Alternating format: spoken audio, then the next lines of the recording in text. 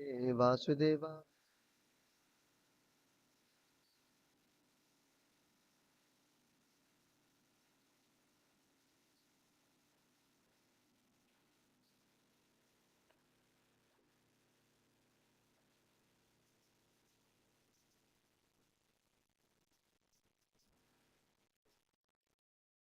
Esho.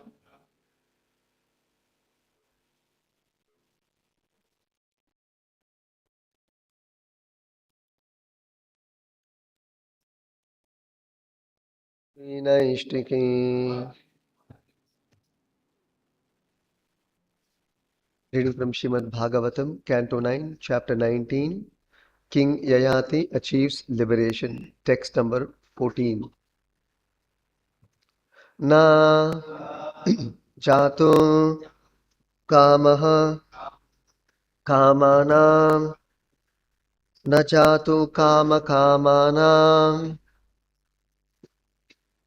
upabhogena shamyati upabhogena shamyati havisha krishnavartma havisha krishnavartma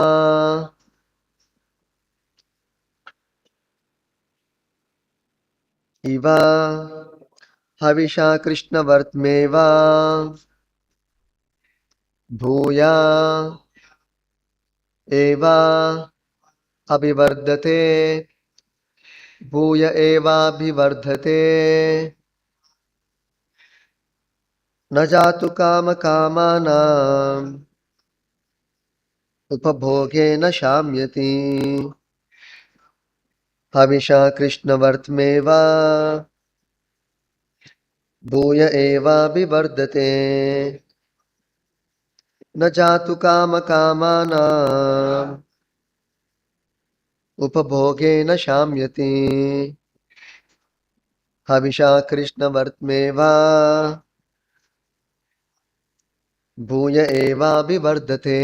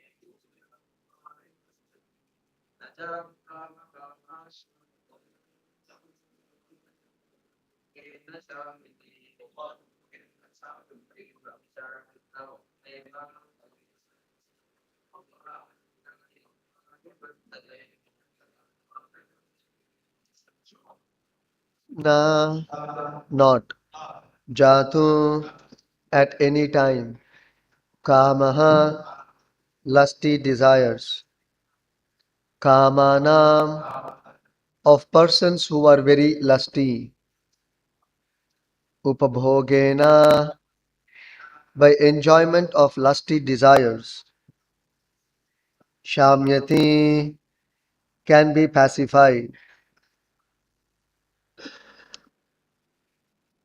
havisha, by supplying butter, krishnavartma, fire, iva, like, bhuyaha, again and again, eva, indeed, abhivardate, increases more and more. Translation and purport by His Divine Grace, Srila Bhai Arvinda, Bhakti Vedanta Swami Srila Prabhupada Ki Jai. Translation. As supplying butter to a fire does not diminish the fire, but instead increases it more and more. The endeavor to stop lusty desires by continual enjoyment can never be successful. In fact, one must voluntarily cease from material desires. Can you repeat the translation? As supplying butter to a fire does not diminish the fire, but instead increases it more and more. The endeavor to stop lusty desires by continual enjoyment can never be successful. In fact, one must voluntarily cease from material desires. Purport. One may have enough money and enough resources to satisfy the senses, but still not be satisfied. For the endeavor to stop lusty desires by enjoying can never be successful. The example given here is very appropriate. One cannot stop a blazing fire by trying to extinguish it with butter. Thus ends the Bhaktivinoda purport and translation to Canto 9, Chapter 19, text number 14 of Srimad Bhagavatam. Om Ajnana-timirandhasya Jnananjana-shalakaya Chakshurunmilitam Yena Tasmai Shri Gurave Namaha. Namo Vishnu Padaya Krishna Preshtaya Bhutale Srimate Bhakti Vedanta Swami Niti Namine Namaste Saraswate Deve Gauravani Pracharine Nirvisesha Shunyavadi Paschati Deshatarine Jaya Shri Krishna Chaitanya Prabhu Nityananda Shri Advaita Gadadara Shri Vasadi Gaura Bhakta Vrinda Hare Krishna, Krishna Krishna, Hare Hare, Hare Rama, Rama Rama, Hare Hare.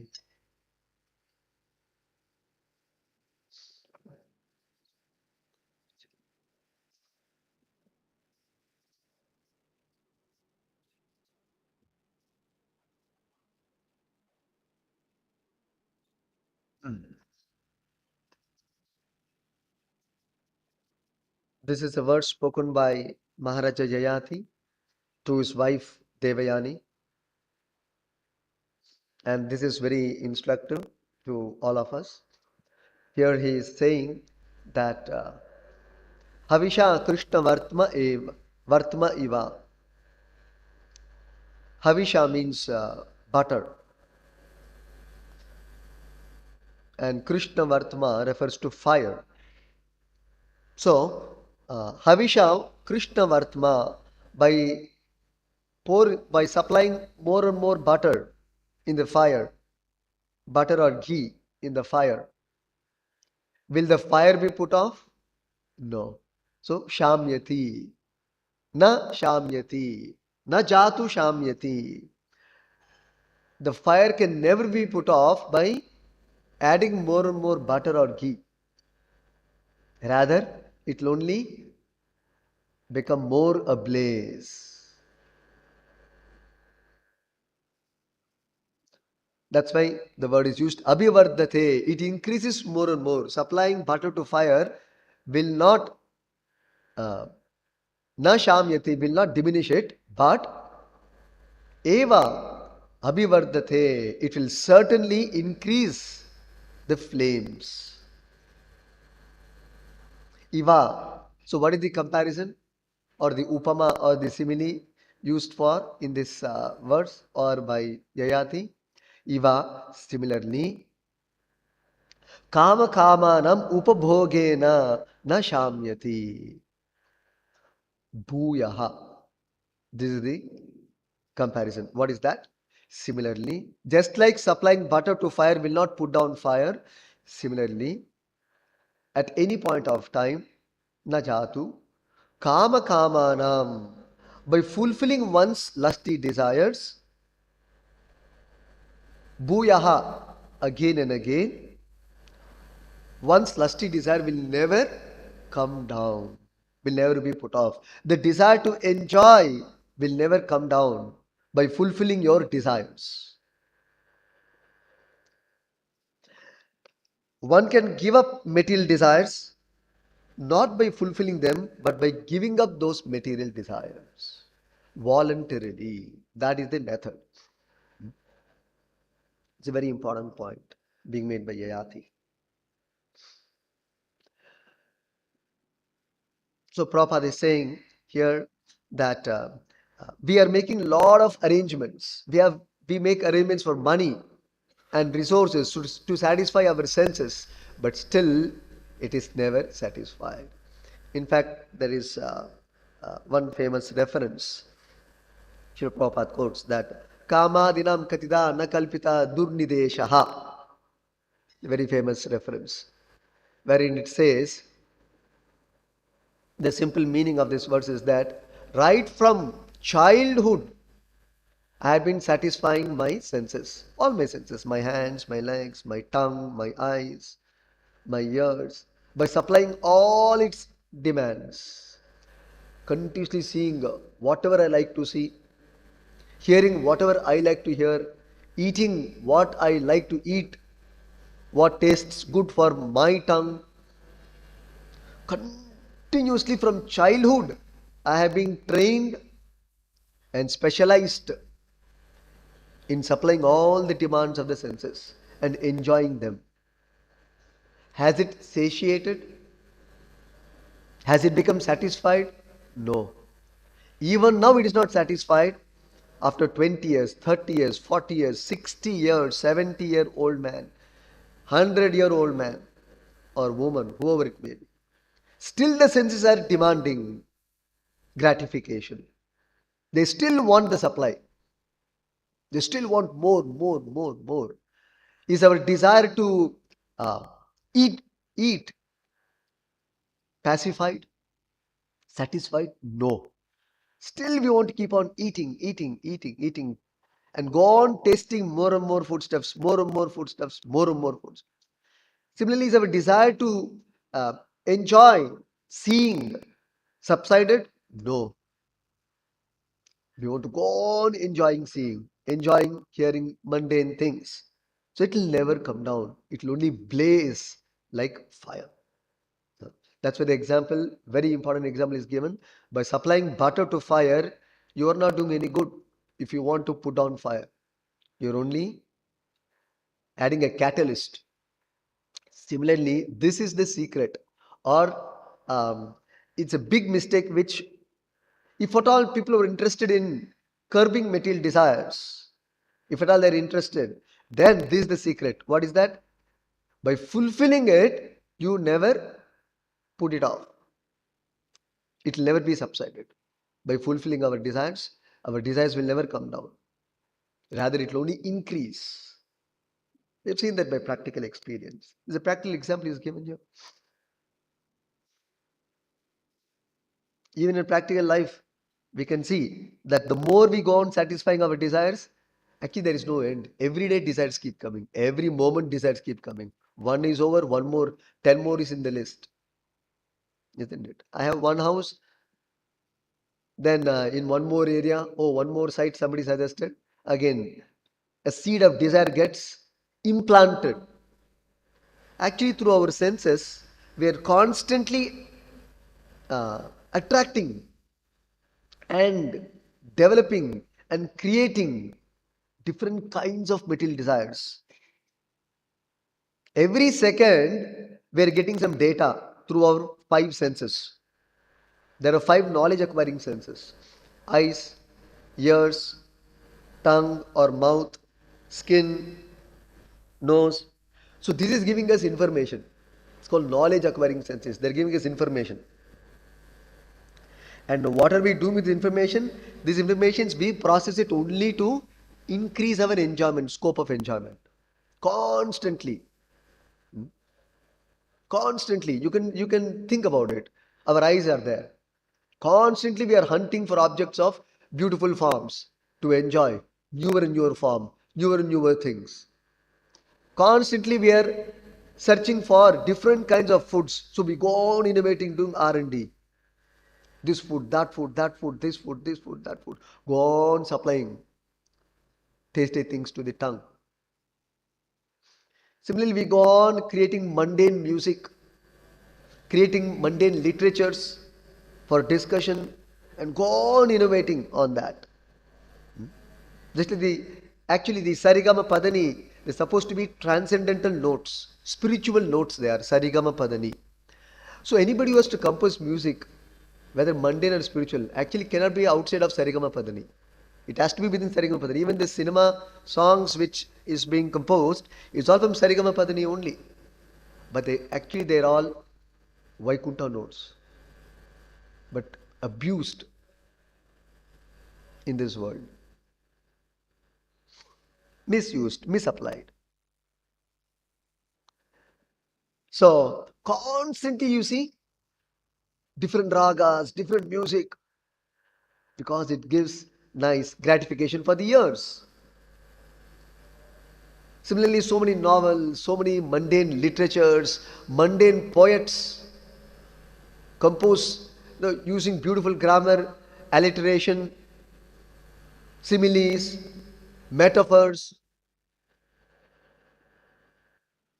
and great writers use figurative language, so on and so forth.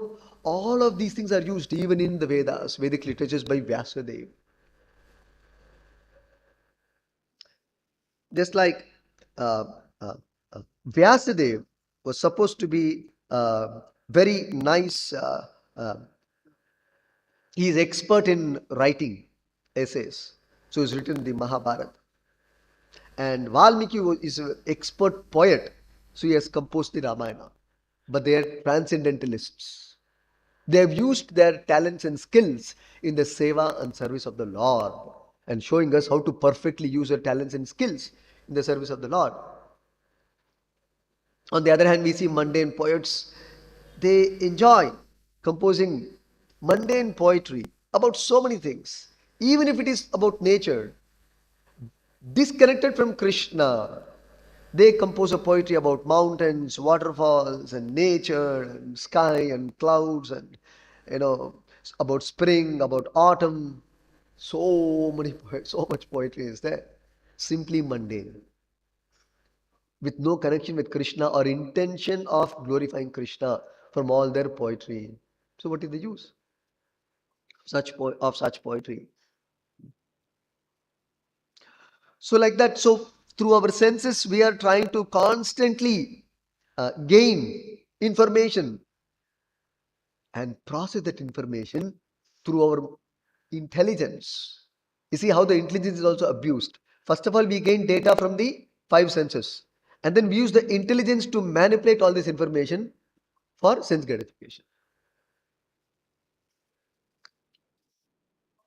And we use the mind department to feel that gratification, because this is dead matter. So input has gone, processing has happened. Now the mind creates a concocted feeling of illusory happiness. So all these faculties are so wrongly used.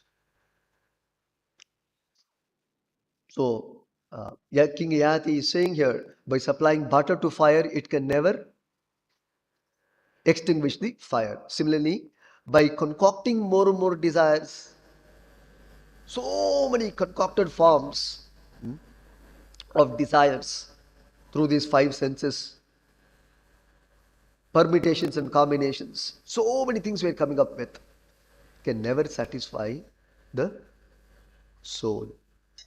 So this has to be understood, thought over. This has to be thought over. Because if you contemplate on this, then you will only give it up voluntarily. Because you will see it is never satisfying. Its nature is such that it is never satisfiable. So this is the primary point. The nature of material desire is that it never satisfies a person. That is its nature. This we understand, we will give it up. Then which is the kind of desire which is satisfying? They are spiritual desires. Desire to serve the Lord, desire to serve the Vaishnavas, desire to serve the Acharya, desire to serve the holy name, desire to serve the deities in the temple, desire to serve the Supreme Lord are completely satisfying to the soul. Completely satisfying to the soul. There are many, many examples that in the ancient times of great devotees who were completely satisfied in the service of the Lord. Completely satisfied in the service of the Lord. In contrast, where people are continuously dissatisfied and the desires are burning more and more with greater intensity. So we may think all the time, Jai Krishna Balaram Good Prabhupada Ki Jai. We may wonder all the time, all through the Shastra we see always negative statements, always discouragement to our enjoyment. Looks like they want us to suffer only. Looks like there is no scope for enjoyment. And always restrictions are being put, examples are given, stories are given, all negative. For a mundaner, for a normal person, everything negative, everything discouraging, and sometimes, you know, intimidating. All stories in Bhagavatam you can see, all intimidating only. Means a kind of causing fear. Oh, if you do this, this will happen. If you do that, that will happen. Always scaring us. Always scaring us. So, what is the intent of the Vedic literature then? Another day, also it was discussed that how if you engage in lusty affairs, then you have to embrace a red hot iron woman, 10,000 degrees centigrade. Which foolish person will want to embrace such woman or man? Why so much threatening and causing fear? So what is going on? Let's understand. What is the intent of the Vedas or the Lord? So the idea is that there are many things to be understood. We'll try to understand one by one. First of all, the idea of the Shastras or the Vedic literatures or the Supreme Lord or the Acharya is that they want to give us the highest quality of life, highest quality of happiness, highest quality of experience of life, the best quality of experience of life, and the best utility of the body, the best utility of the senses. There's a saying called sweat the asset. So let's use this asset of this valuable human life in the best possible way. And for the highest thing, not for the lowest thing. So this is the primary idea, fundamental idea of the Shastras. Keeping that in mind, now let's understand. Example, for example, example one. Just to give a simple example, because we'll talk more on a normal level so that we better appreciate. Shastras are at a very high level.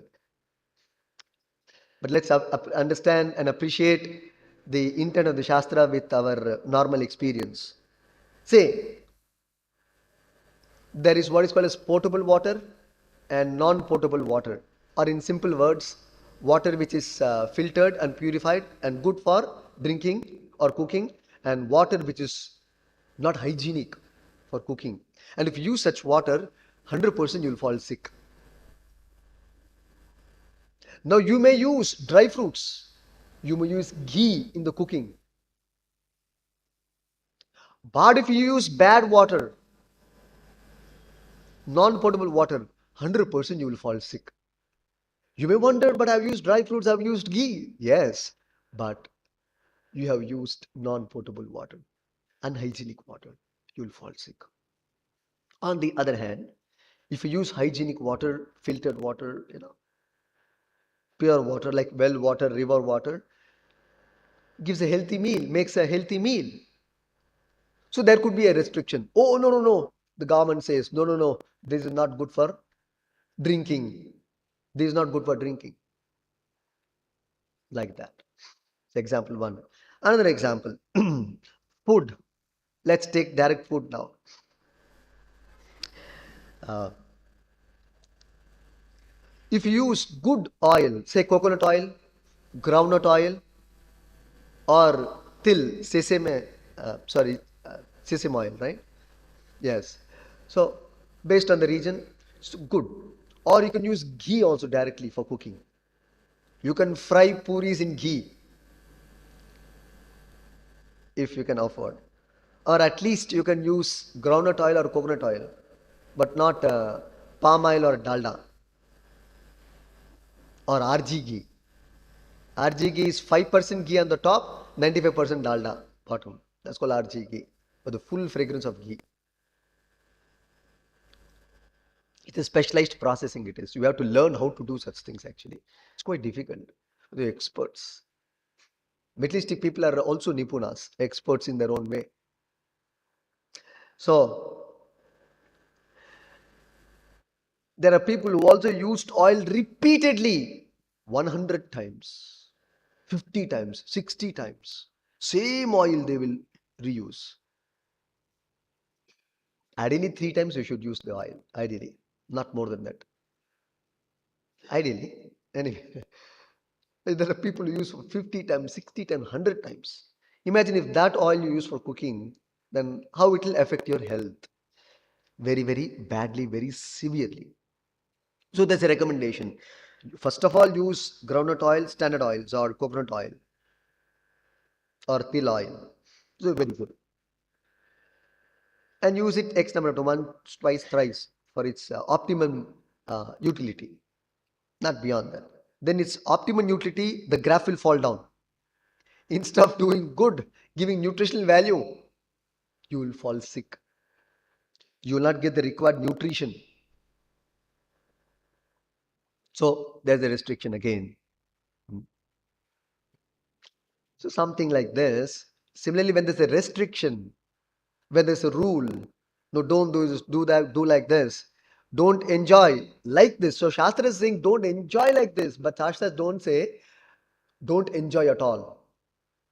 Shastras are only saying don't enjoy sense gratification, material sense gratification.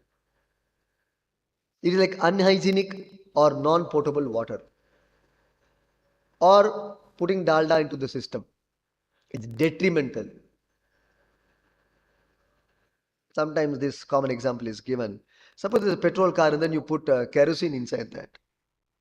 In Mercedes Benz, Rolls Royce, you put kerosene, put 50 liter, fill the tank. Finished. The very first start, it goes to garage. Inauguration time only it will go to garage. That's all. So like that. These senses are meant for the service of the Lord. But if they're misapplied in a wrong way, just like putting kerosene instead of petrol in the vehicle, then the whole system becomes corrupt, polluted. It gives a different effect than giving the desired effect. It gives an undesirable effect called karma. Instead of giving us liberation, it will give us bondage as the net effect. So we have to be careful. So Shastras are saying, so Shastras does not say don't eat or don't enjoy, but Shastras are saying don't enjoy this way, but enjoy in the right way. Don't enjoy material happiness, enjoy spiritual happiness.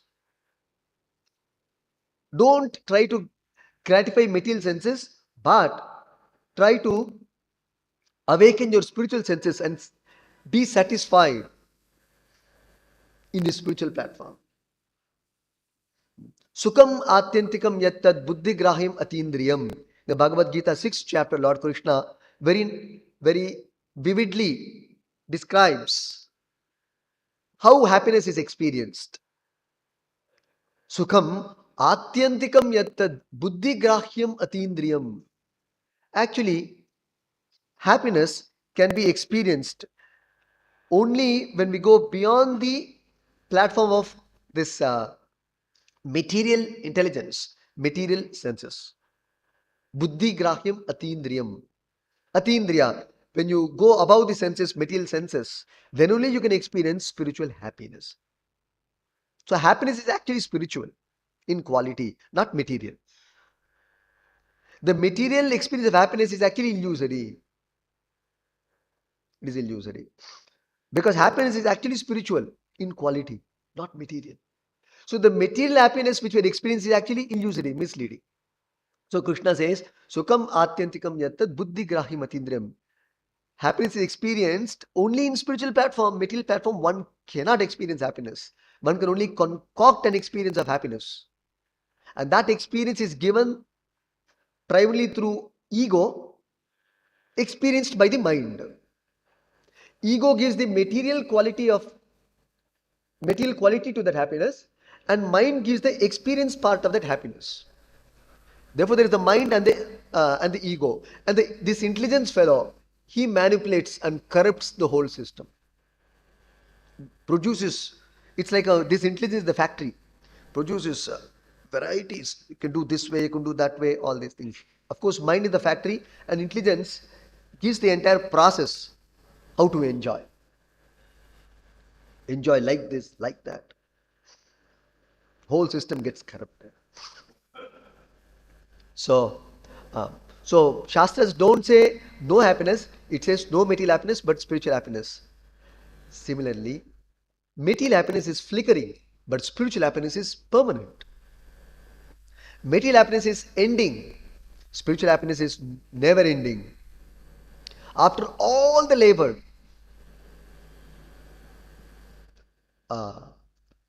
just like when we buy something, we always ensure because my hard-earned money, it is my hard-earned money. So I have to be careful what I'm getting for my money. It should last long. I should not get cheated, right? Should get a good quality product. Could be anything. We are so conscious because it's our hard-earned money, right? You feel for it when you buy something from your pocket. If you give cash and buy, the feel is different. That's why the credit card is a very dangerous system. You don't see what's happening actually there. Everything is going away. That's why in those days there was no such credit card systems all this, because when you give cash flow, you'll be extra careful in spending. Oh, my money is going. There also money is going, but you don't understand. Coming back to the discussion. So because you have put in your hard effort. See, for every man, his endeavor, his effort, he appreciates. He takes it seriously. It's my work, my endeavor, my effort. I have put in so much effort. So he values it. He doesn't want to uh, misplace it anywhere, wrongly utilize all that hard work somewhere for something cheap. Doesn't want to get cheated. Exactly, the Shastra is saying this human body, these human assets with these beautiful senses cannot be underutilized, should not be misused or exploited for something substandard. Suppose, suppose a watch is worth about 5,000, but I've given 50,000. I'm being cheated. I paid 50,000 for a 5,000 rupee or a 500 rupee watch or a 5,000 rupee watch. I'm being cheated. Or I was told it is 50,000 and I gave 50,000, but actually I was given only 5,000 rupee watch. The other way around thinking. That means in that way also you are being cheated. Exactly like that.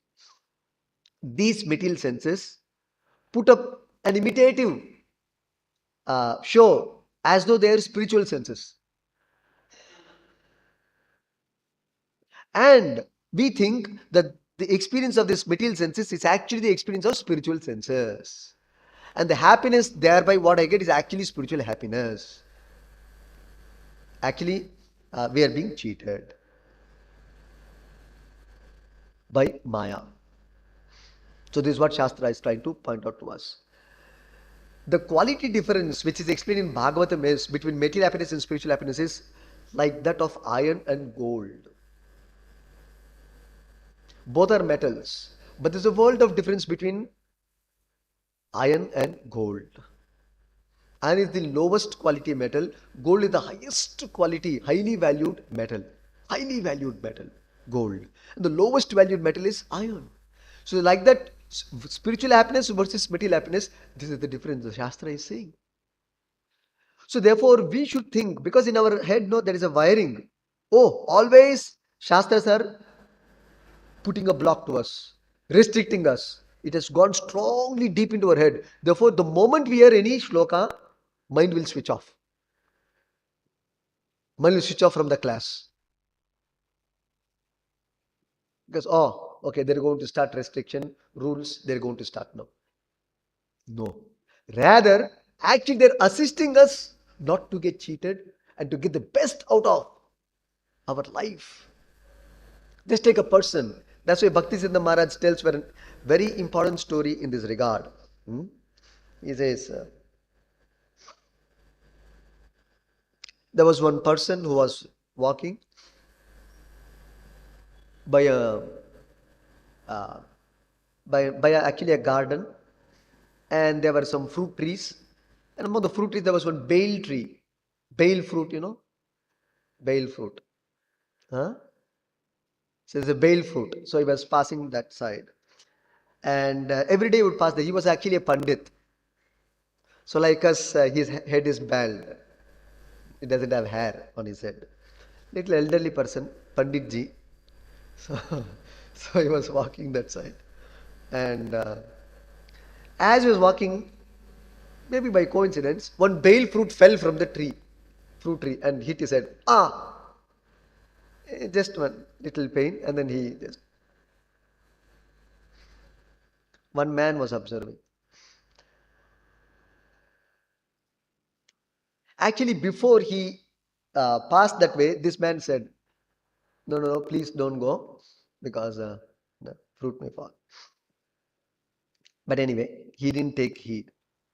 So the second day again he came. Again, maybe by coincidence, the bale fruit fell. Again, Third day again it continued. He's wondering. Probably for all the bald-headed men, bale fruit will fall. So he didn't learn any lesson from the falling of the bale fruit upon his head. Nothing to do with bald men. Even people with hair also it will fall. So you have to learn a lesson. You have to avoid and go aside. Avoid that, just going below the tree, fruit tree, and go aside, walk aside. To avoid being hit by the fruit. Is one example. Meaning, if you see, all our life we have experienced that it is these material desires are not satisfying. It is temporary, kshanika, very little experience, but the effort which I put is so high. Endeavor is so high, but the result is very less. Endeavor is very high, result is very less. Continuously we are experiencing this, but we don't desist from getting the same quality. Is it not foolishness? Just like there's Tokyo Bazaar and all this, we say all duplicate products we know, but again, if you go there, then what is to be told? First time you went, you never knew that there's something called Tokyo Bazaar. I remember first time when I went, I thought Tokyo Bazaar means high class products. I thought. Then somebody told Prabhuji, Tokyo Bazaar means what is it? You don't know this much? Tokyo Bazaar means total duplicate product, total cheating. Really? Then I never went there after that. In Tamil we say Nalla Mattuku oru Soodu. I know what in Kannada it is. That means for a good cow, one heat is enough. It will never come to near fire once again. But somehow Maya is so tempting that again and again we will go for it and still be dissatisfied. Now, one more example, Bhaktisiddhanta Saraswati Thakur used to say is that, I'm sorry, Prabhupada was saying that um, one person was walking, and he was going to a certain place. So he inquired from somebody. Then he got to know that this is not the right path. He said, no, no, no, it's the right path. Please go this way. But then he didn't take his instructions seriously. And then he lost his way and said, oh, how do you know the path? Looks like you're an astrologer, that I'll end up in a wrong place. Nothing to do with astrology. So there are experienced persons, wise persons who exactly know what is the effect of fulfilling material desire, what is the effect of fulfilling spiritual desire, what is the effect of the material senses, what is the effect of the spiritual senses. There are wise people who know, who are sufficiently experienced. We should take their advice. Then we will be benefited. Otherwise, we will end up like this bald man. Hmm? Even though he is seeing that the fruit is eating, and somebody advises him, no, no, don't go, the fruit will fall on your head. No, no, that's okay. He says, how do you know the fruit will fall? This is nonsense. How do you know fruit will fall? Fruit will fall. So like that, repeatedly we are suffering. Repeatedly we are sometimes people ask, why Prabhuji, repeatedly there is suffering? God doesn't want us to be happy, is it? And we say, God, our loving Father. Then why is He giving us repeated suffering? Because God wants us to understand that this world is full of suffering. You come out of this world, come to the spiritual world, and there is no more suffering. But we are not taking that lesson. So, so these restrictions are good. It is actually a protection. It is actually to make us live comfortably. Sometimes the police says, wear helmet and go. Sometimes we take it as a botheration. Sometimes there is traffic signal. We take it as a botheration. There should be free movement. But actually, the signal is meant for free and happy and safe journey. Somebody may take it as simply a set of rules. So without knowing the intent and the purpose behind the rule for which it is created, if you just look at the rule per se, restriction per se, you become frustrated. Oh, simply rule, restriction, restriction, restriction, restriction. Suppose just take when you go for first time when you're going for license, two-wheeler or four-wheeler, there are so many. There's a one written test. There's an interview also, oral test, and then they will say that if you don't follow this traffic rule, this that, the fine is there, and all these things are there. In fact, now the CCTV cameras have come. So if you go for RC renewal or for whatever reason, they will not renew. They'll say you have defaulted here, defaulted there. Your overspeeding has happened. You crossed the signal. Everything they'll point out. So somebody says in advance to you, that driving school person coaches you in all these things. This person looks to be negative. Everything negative is speaking. Usharagiri, fast words beda, don't drive fastly. Then they will capture that in the CCTV. They'll fine you. One notice will come to your home. And then do emission test, otherwise the police will catch you.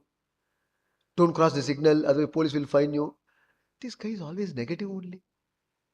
He doesn't want to drive or what? That means looks like this guy doesn't want to give me license. Always he's telling negatives only, rules only. Have a happy drive. Never, guys never telling have a happy drive. Go 200 kilometers. He's never telling. 200 kilometers means accident only. The other day it happened last month.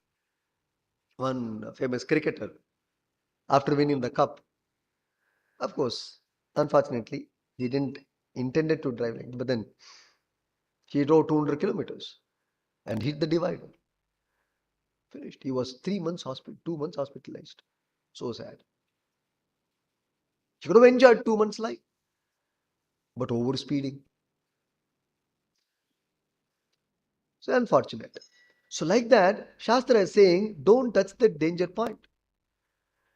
If I will touch, then just like we have this transformer area, and then they'll put one skull into picture. There only I want to put my hand. When skull is there into picture, that point only I want to touch. Because the psychology works like that. Our psychology, what is restricted? Why restriction? No, no, no. I should be allowed. I should not, there should be a free zone. I should not be restricted. There only our mind will go. For ignorant person. So these restrictions are a safe zone to play a safe game, enjoy life happily. So Shastras have a higher purpose to give us the highest quality of life, highest quality of experience of life, highest quality of happiness called spiritual happiness. by purifying our senses, engaging them in the seva of the Lord.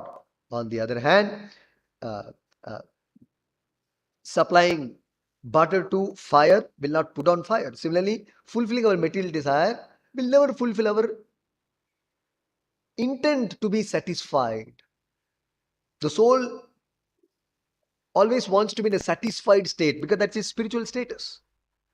He's always in a very tranquil, satisfied state. Ever satisfied state. Atma Ramaha. In the Bhagavad Gita, fourth chapter, Krishna talks about this. Atma Triptascha Manavaha. The soul is ever satisfied in his service to the Supreme Lord Krishna. In his connection, in his relationship with the Supreme Lord Krishna. Soul is ever satisfied spiritually, but never satisfied materially, in material relationships, in anything.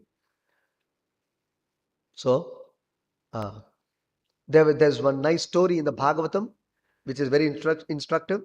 There's a story of Pingala. I know how many of you have heard about it. The story of one prostitute by name Pingala. This prostitute, one fine evening, she came out of her house and was standing at her doorstep looking for customers. Her customers are different. So she was waiting for customers. And from morning, she started standing at the doorstep waiting for customers. And her desires was only increasing. In fact, she was becoming more and more tensed as time passed by. Anxiety was increasing as time passed by because people are passing by, but they're not looking at her, they're not heeding to her signal. She has dressed herself very attractively, she is making some indications. She has decorated herself very nicely with all the indications and indicators. Nobody is turning towards her side. So her anxiety was increasing, increasing. Whole day passed by, evening came. She hoped, okay, probably evening I'll get some customer and I'll satisfy my desire. So her desires went on burning more and more like fire.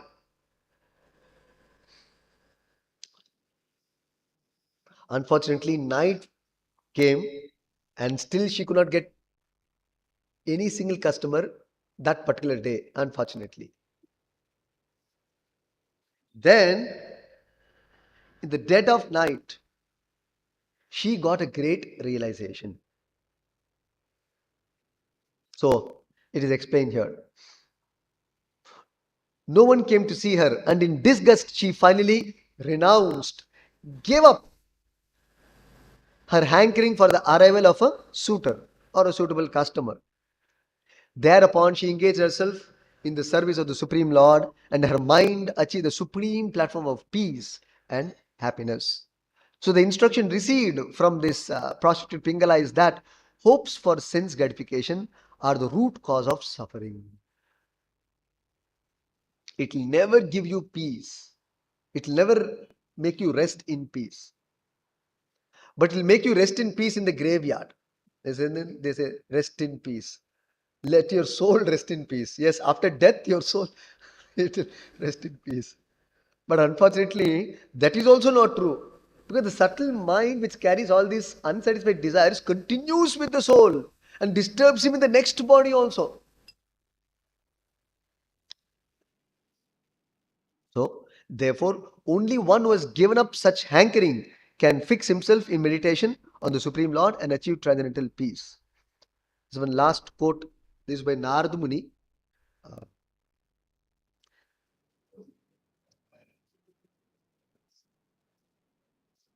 Narad Muni has spoken a very important instruction to us in this regard.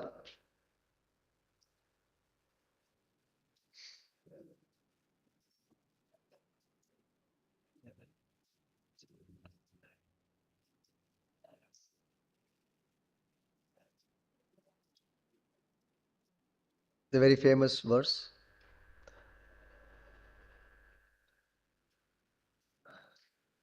Nanu Agni Pramada Nama Gritakumbha Samapuman Sutam api raho jahyad anyada yavad arthakrit. Translation: woman is compared to fire and man is compared to a butter pot. Therefore, a man should avoid associating even with his own mother or own daughter in a secluded place. Similarly, he should avoid association with other women. One should associate with women only for important business and not otherwise. Anyada yavad arthakrit. Yavad arthakrit. Only for important business, whether man or woman can come together. For the purpose of work, man and woman can come together. Yavad arthakrit. Arthakrit means for a certain purpose, certain work. Yavad, only that much.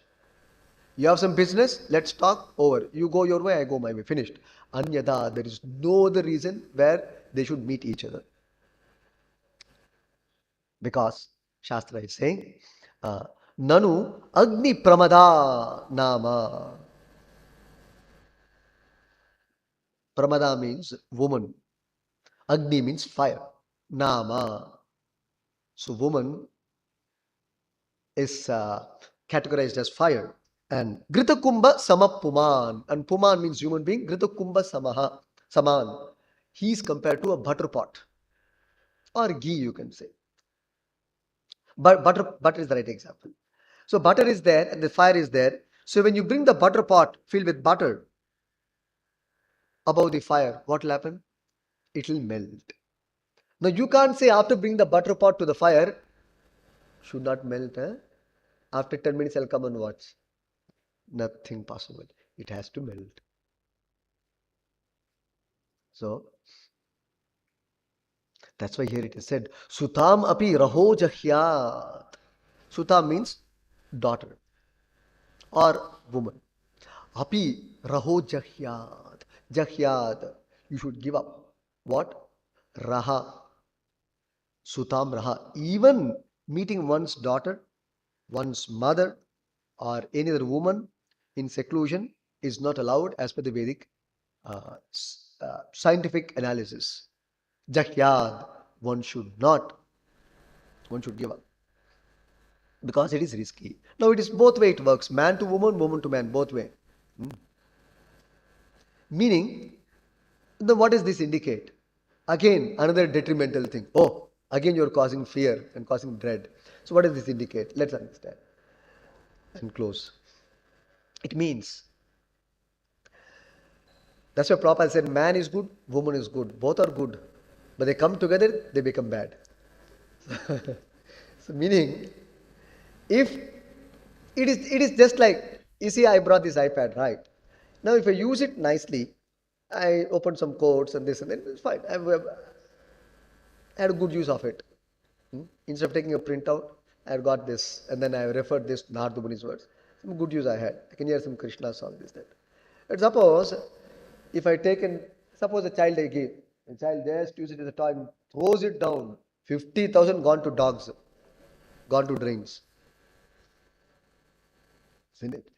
Misuse. Or if I see something else, that is abuse. So like that, woman is there, man is there, all are highly valued creations of the Lord. Highly valued creation of the Lord. But why are we exploiting? Why are we exploiting?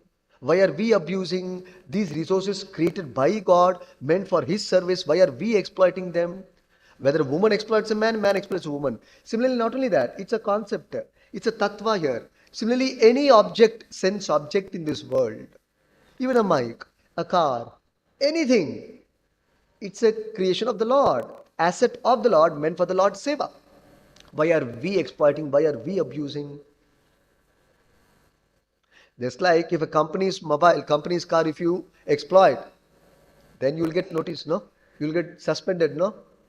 It is meant for the company. And then if you go for purchasing vegetables, take your wife for a picnic, Chamundi Hills, Devasthan hogi. Of course, Devasthan may be a wrong example, but I am just saying. Still, technically, just for the point of understanding. Still, you cannot take without the owner's permission. He has given you for company work. You cannot go to zoo and Wonderland, this and that.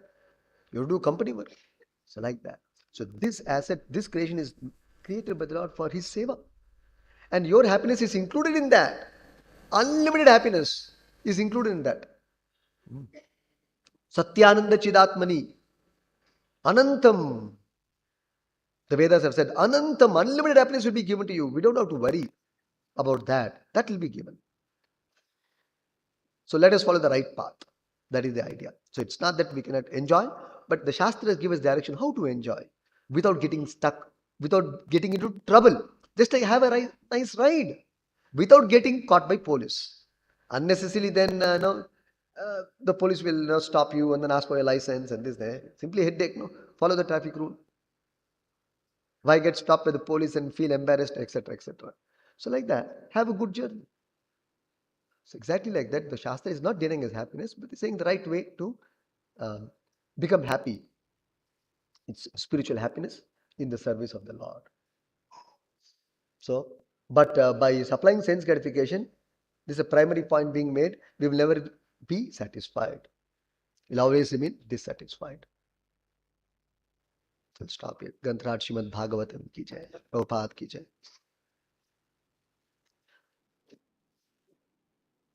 I have two announcements. On we will be celebrating Ramanavami on the 30th March, Thursday. Celebrations will begin in the evening from 6 p.m. onwards. We will have Ramataraka, Yagna, discourse, Sankirtan and dinner prasadam as part of the celebration. And another important news for all the parents and the good news for the children. We will be having culture camp for the kids from 13th April to 7th of May. And we will teach them how to enjoy spiritually. Use all the proclivities of a child in Krishna consciousness. The child has a certain desire, a certain way the child wants everything. All of those things will be fulfilled in temple. So it's you can get a clue of how to engage the children and give them happiness in a Krishna conscious way. So interested devotees can enroll their kids for this culture camp. More details are put up on the notice board. Kindly have a look. Now we will proceed for Sankirtan in the construction site, and then we'll proceed for. You can come and offer flowers to Prabhupada and then proceed for breakfast prasadam. Thank you very much. Granthrat Srimad Bhagavatam ki jai. Prabhupada ki jai.